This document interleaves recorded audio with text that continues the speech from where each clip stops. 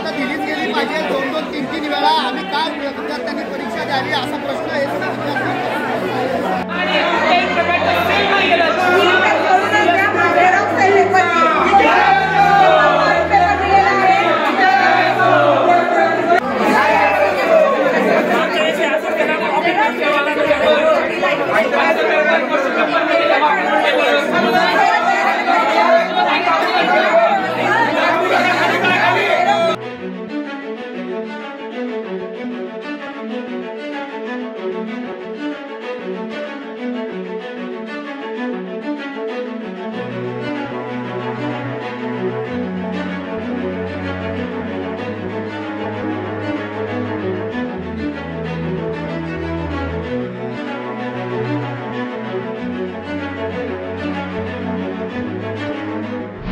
कोपऱ्यातून पीएचडी करणारे विद्यार्थी आज फेलोशिपसाठी दुसऱ्यांदा पेपर द्यायला आलेलो आहोत।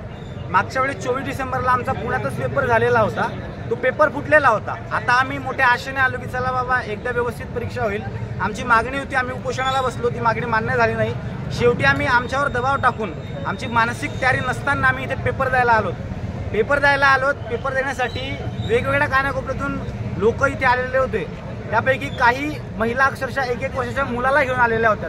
थंडीमध्ये रात्रभर कुडत बसत कसं तरी आम्ही हे सेंटर गाठलं, परीक्षा द्यायला आलो आणि आमचा खूप मोठा निराशा आमच्या पदरात आली। विषय असा आहे की बघा, हा जो आपल्या समोर क्वेश्चन पेपर दिसतो आहे हा व्यवस्थित आहे। हे आहे सील जे दिसतोय तुम्हाला, सील लागलेलं दिसत आहे आणि लाल कलरमध्ये तुम्हाला दिसतो आहे नंबर टाकलेला आहे।